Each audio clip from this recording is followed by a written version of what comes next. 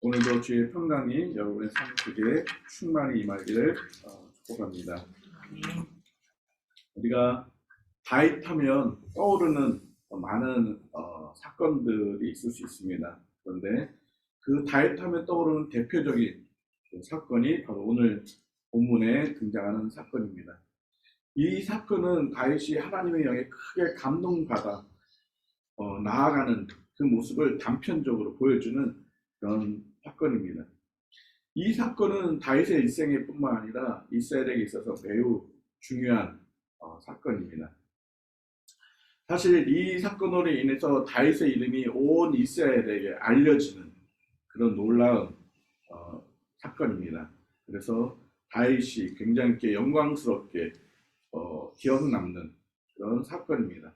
그런데 도리어 이 사건으로 인해서 이 이후부터의 다윗의 삶은 고난의 삶으로 들어가게 됩니다.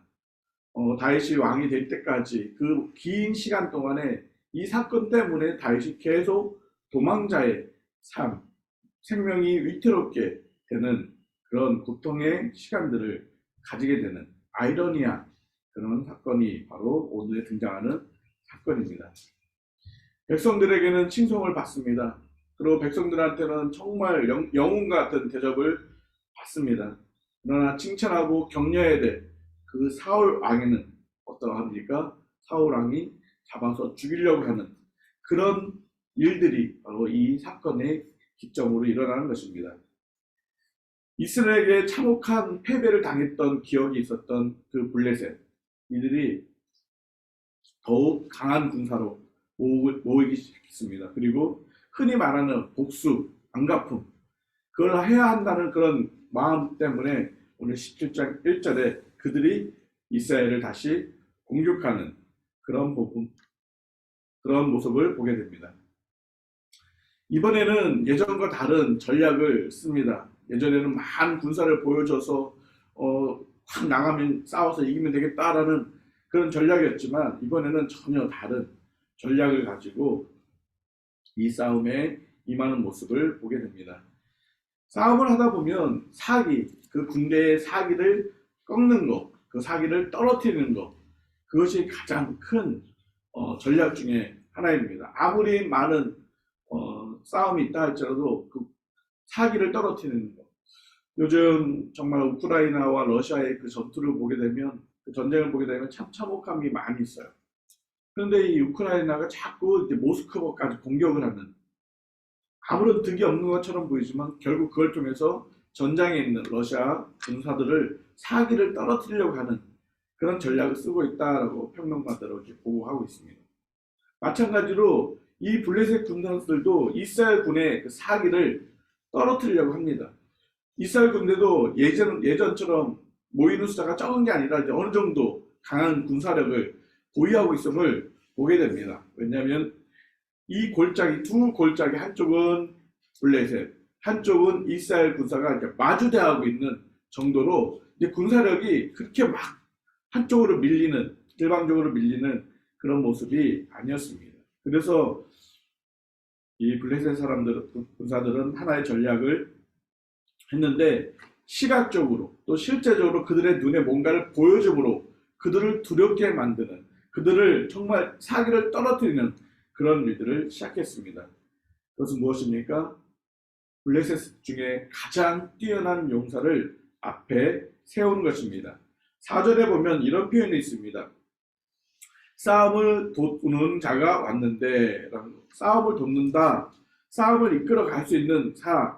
근데 실제적으로 이 단어의 그 설명을 보면, 히브리어 설명을 보면 두 군대 사이에 서 있는 사람이라는 뜻입니다. 다시 직역을 하다 보면 블레셋 군대와 이스라엘 군대 사이에 서 있는 사람인데 그 사람이 가장 탁월하고 용맹한 뛰어난 용사라는 것을 표현하는 그런 표현법이었습니다.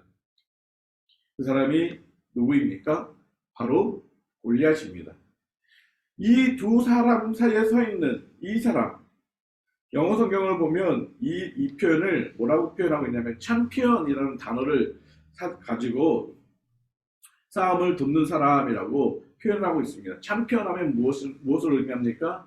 우승한 사람, 유일하게 한 명, 이야기하고 있습니다. 이 군사가 골리앗인데 이 골리앗을 보자마자 이스라엘 백성들이 두려워 떨기 시작합니다. 이 블레셋의 전략이 지금 통하고 있는 것입니다. 골리앗을 보자마자 싸움할 의지를 다 잃어버리고 두려움 속에 빠지게 되는 그런 모습을 보게 됩니다. 왜 그렇습니까? 골리앗의 외모적인 부분 때문에 그렇습니다. 눈에 보이는 시각적으로 보여졌던 그 골리앗 때문에 그 이스라엘 백성들은 두려워 떨고 있습니다. 성경에 보니까 이 골리앗에 대해서 표현을 하고 있습니다. 4절부터 7절까지 쭉 표현하고 있는데 성경 어느 곳에서도 이방 어떤 한 개인을 이렇게 장황하게 자세하게 묘사해 놓은 구절이 없습니다. 골리앗을 어떻게 묘사하고 있습니까? 4절 보니까 이 사람은 가드 사람이다 라고 표현을 하고 있습니다. 그러면서 외형적으로 이 사람은 키가 6규빗 한 뼘이다 라고 표현을 하고 있습니다. 한 규빗은 이 팔꿈치부터 이 손가락 끝까지를 이렇게 한 규빗으로 얘기하는데 보통 45.6cm, 그냥 노멀하게 그냥 46cm, 45cm 이렇게 계산을 합니다. 그러면 45cm인데 지금 몇 규빗이에요? 6규빗. 곱하기를 해보세요. 그리고 거기에다가 한 뼘을 더해야 돼요. 이 한 뼘. 근데 이 한 뼘을 보통 몇 cm로 보냐면 22.8cm, 그러니까 23cm 정도를 봅니다. 그러면 다 합쳐보니까 계산을 해보면 제가 이렇게 계산기를 두들겨 봤는데 296.4cm가 나오는 거예요. 296.4cm. 260, 거의 3m 정도 되는 사이즈의 거구라는 것입니다. 그런데 그 정도에서 와 하는데 더 골리앗이 크고 위험 있고 두렵게 느껴지는 것은 그가 입었던 갑옷 때문에 그랬습니다. 5절에 보니까 머리에 노트구를 썼다고 합니다.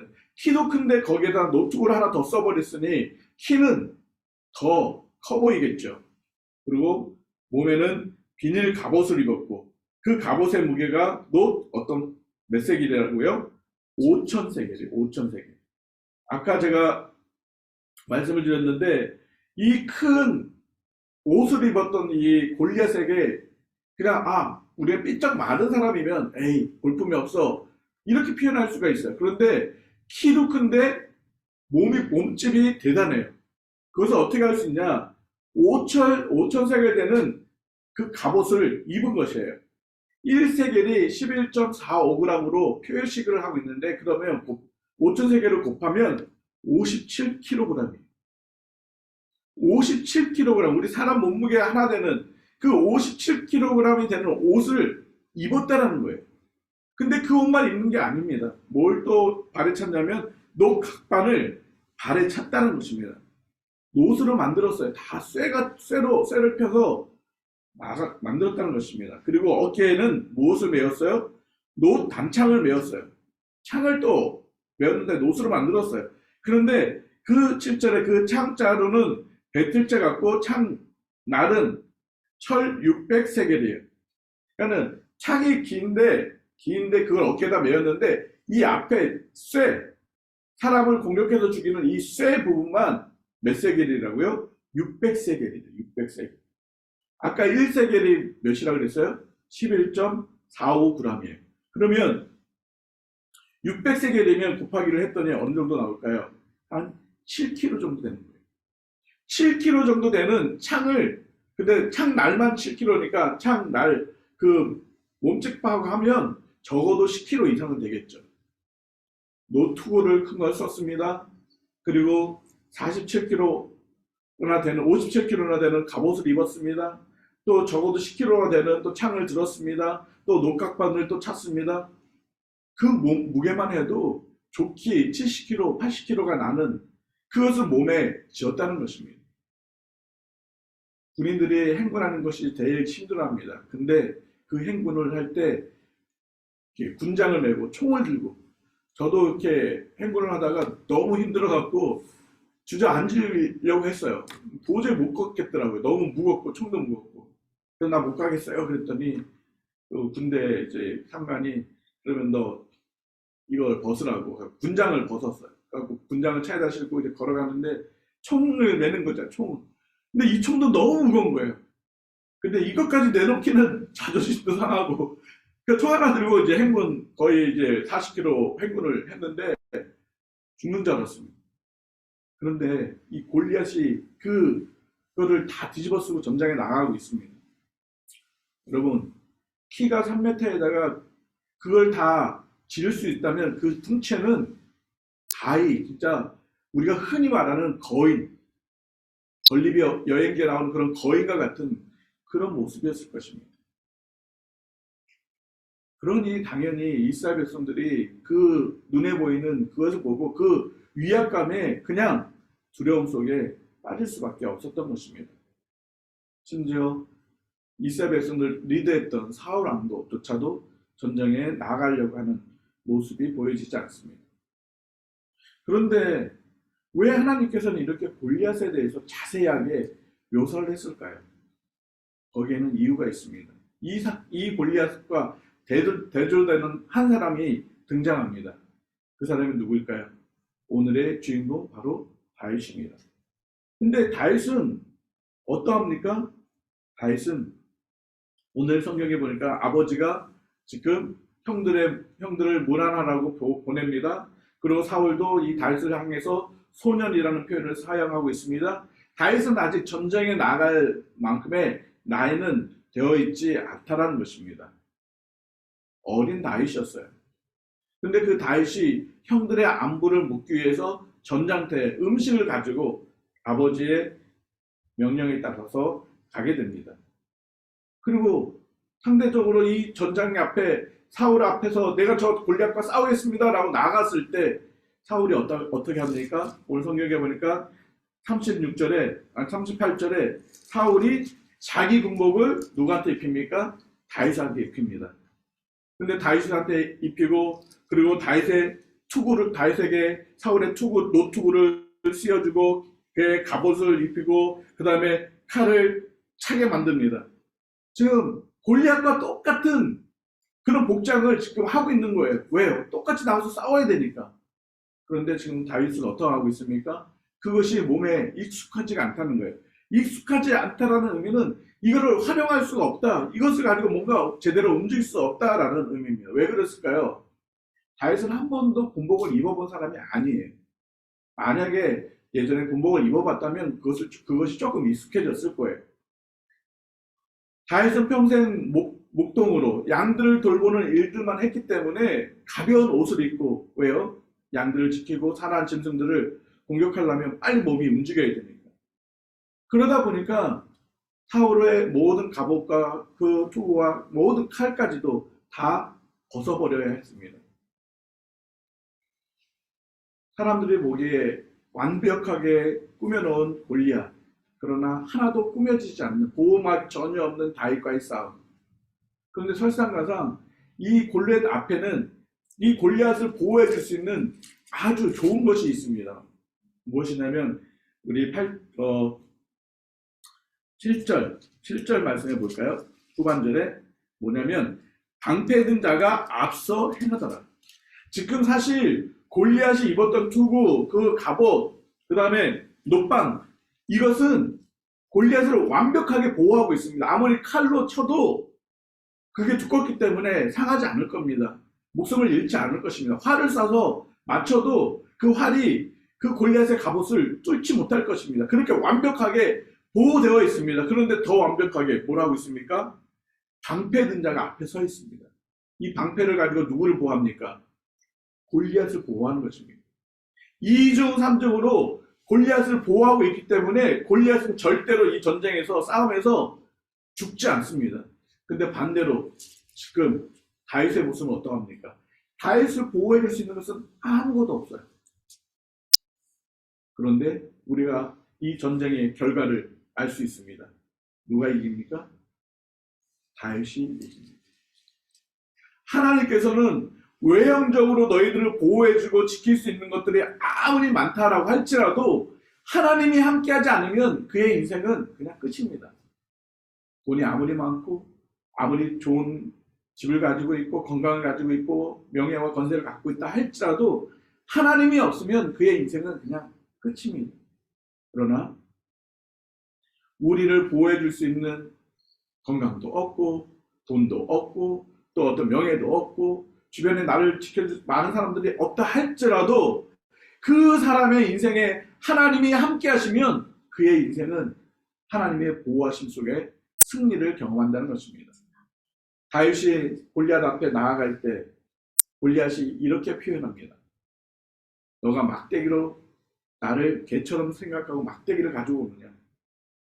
사실 다윗은 막대기를 늘 갖고 다녔습니다. 이 막대기는 양들을 이렇게 돌보고 할 때 사나운 짐승이 오면 막대기를 집어 던져서 못 오게 하는 그런 역할도 많이 하고, 지팡이는 또 다른 역할을 하는데, 그만큼 골리앗 보기에도 이 다윗은 어떤 무기가 전혀 없는 거예요.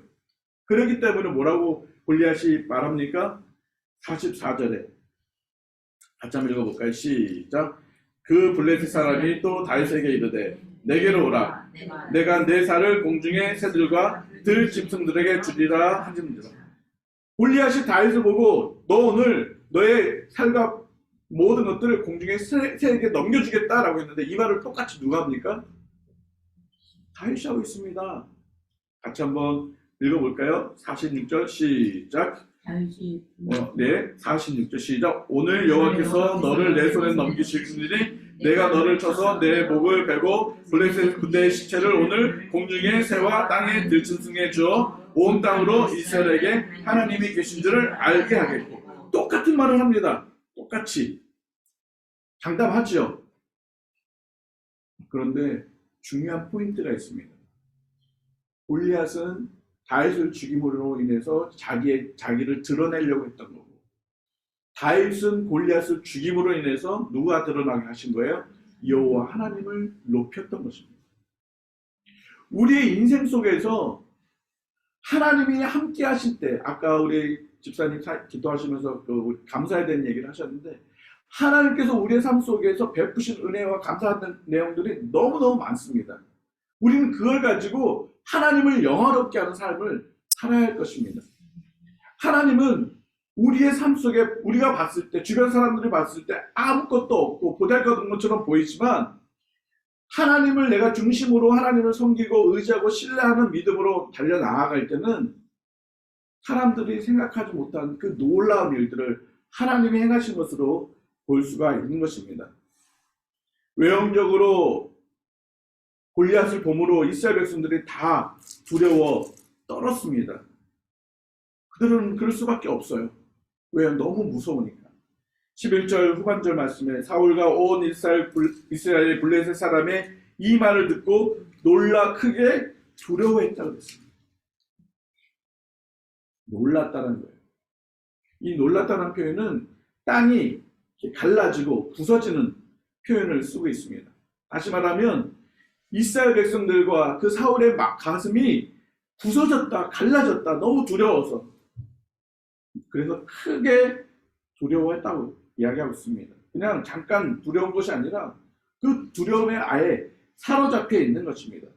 그렇기 때문에 사울이 아무리 멸시하고 조롱하고 비아냥거려도 사울과 이스라엘 군대 어느 누구도 골리앗 앞에 나설 사람이 한 사람도 없었습니다. 심지어 사울이 저 블레셋 사람 골리앗과 나와서 싸워서 이기는 사람에게는 내가 많은 금과 보화를 주겠다. 심지어 내 딸을 주어서 나의 사위로 삼겠다. 뿐만 아니라 그 집안의 아버지의 가정에 세금을 내는 것을 다 면제해 주겠다. 굉장히 어떤 물질적인 약속을 합니다.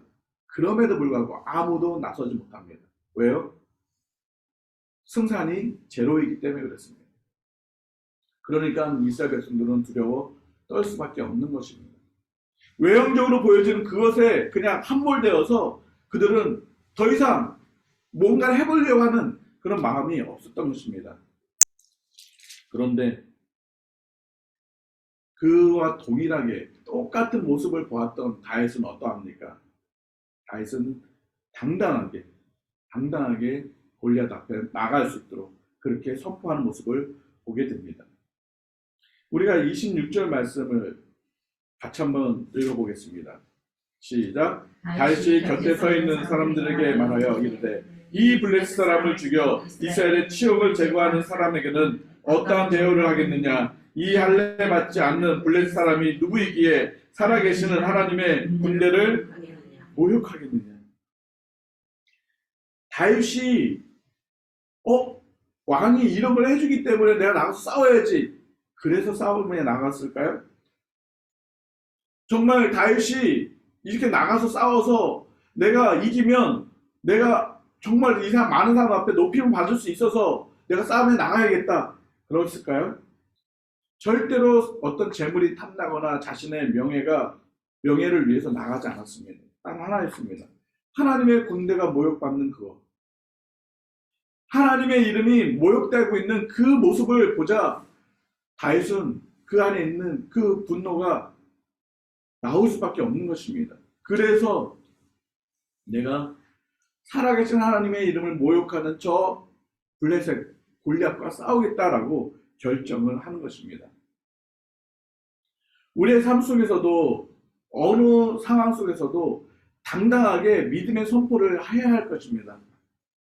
성경에 보면 마태복음 10장 32절, 34절에 33절에 이런 표현이 있습니다. 누군지 사람 앞에서 나를 시인하면 나도 하늘에 계신 내 아버지 앞에서 그를 시인할 것이요 누구든지 사람 앞에서 나를 부인하면 나도 하늘에 계신 내 아버지 앞에서 그를 부인하리라. 많은 사람들은 심지어 하나님을 알고 또 하나님을 경험도 했어요.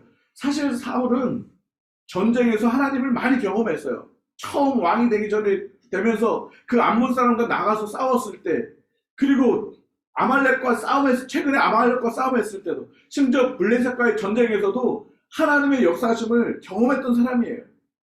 그럼에도 불구하고 지금 이 상황에서는 어떻게 하고 있습니까? 하나님을 선포하지 못하고 하나님의 이름을 당당하게 부르지 못하고 하나님 앞에 하나님의 이름을 가지고 당당하게 블레셋 앞에 서지 못하는 모습들을 보게 됩니다. 우리들도 정말 믿음을 지킨다고 하고 하나님을 섬긴다고 하지만 우리가 믿음 앞에서 하나님을 선포하고 하나님을 섬기는 일에 당당하지 못할 그럴 때가 꼭 있지 않습니까? 지금은 그런 분들이 거의 없어요. 근데 예전에는 제가 어렸을 때 한국에서 교회를 가려고 이렇게 보면 남자 어르신들은 꼭 성경책을 이렇게 몸품에 이렇게 하고 교회를 가셔요. 거의 문 앞에서 거의 문 앞에 오면 그때 이제 꺼내시거나.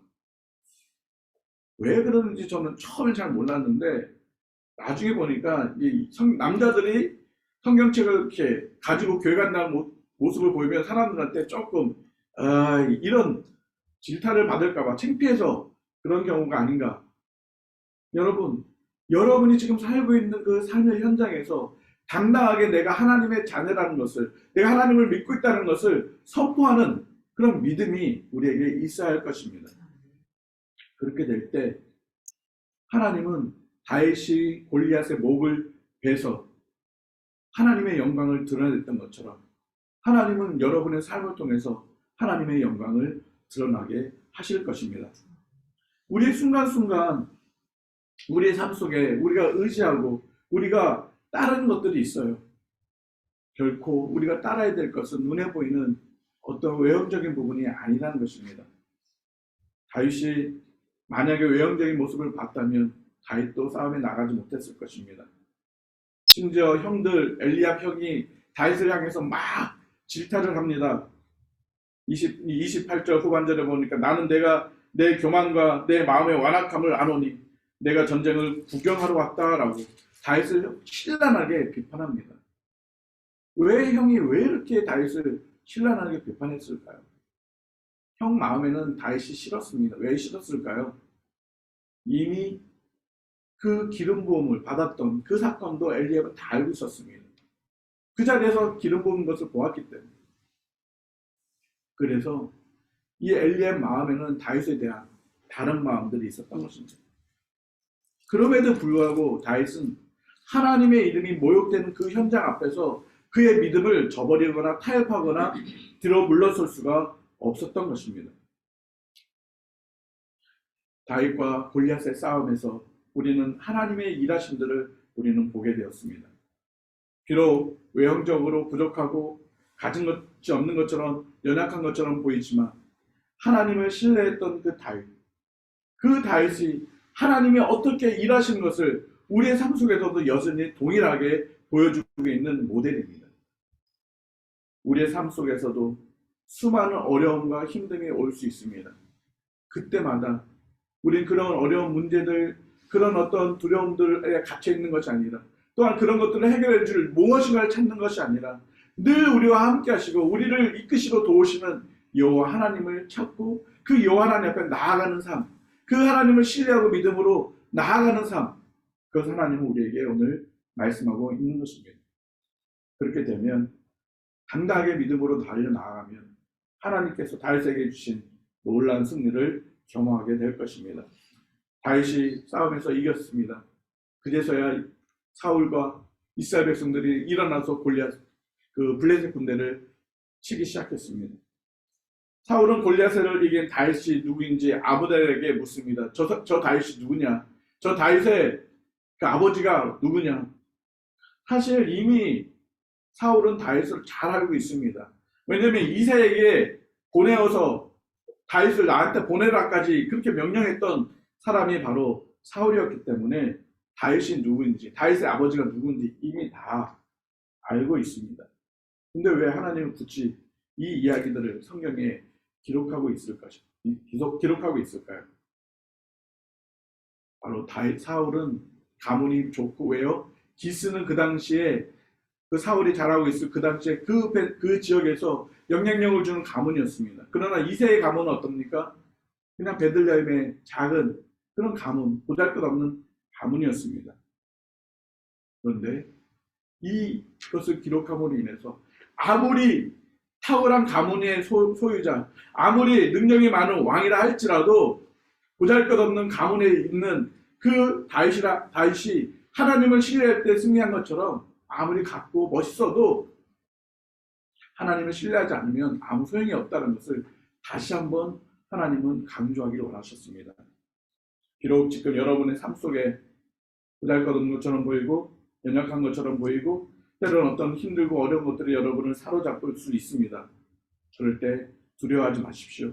그리고 당당하게 나아가서 예수 그리스도를 선포하십시오. 누구에게든지 여러분이 하나님을 믿는 하나님의 자녀인 것을 드러내십시오. 여러분의 삶을 통해서, 말로 통해서 우리를 인도해 주시는 분, 우리를 보호해 주시는 분은 하나님, 여호와 하나님이십니다. 그 하나님을 우리가 신뢰하면 오늘도 그 하나님이 여러분의 삶 속에서 우리 어떻게 일하시는지를 목도하게 될 것입니다. 그 하나님을 경험하고 그 하나님을 높이는 오늘 한날이 되기를 주님의 이름으로 축복합니다. 자, 같이 기도하겠습니다. 하나님 아버지, 저희들의 삶 속에 눈에 보이는 것 때문에 두려워하고, 눈에 보이는 것 때문에 주저앉고, 눈에 보이는 것 때문에 어쩔 줄 몰라 하는 그런 상황들이 너무너무 많습니다. 하나님, 그러나 그런 상황이 온다 할지라도 늘 우리와 함께 하시고 우리를 이끄시고 우리를 도우셨던 여호와 하나님을 신뢰하며 여호와 하나님을 바라보며 당당하게 담대하게 달려나가는 저희들의 믿음의 삶이 될 수 있도록 도와주시옵소서. 하나님, 우리 눈에 많은 것들을 의지하려고 하는 마음들이 많이 있습니다. 하나님, 우리가 그런 걸 의지하지 않게 해주시고 오직 여호와 하나님만을 의지하며 믿음으로 나아가는 우리들의 삶이 될 수 있도록 도와주시옵소서. 하나님, 우리들의 삶 속에 힘들고 어려운 부분들이 있습니까? 하나님 아버지, 그 어려움 가운데 있는 모든 이들을 지금 찾아가 주시고, 하나님 그 어려움 속에서도 도우시는 하나님을 경험하게 하여 주시고, 그 어려움 속에서도 늘 함께 하시는 하나님을 경험할 수 있는 우리 모든 성도들의 삶이 될 수 있도록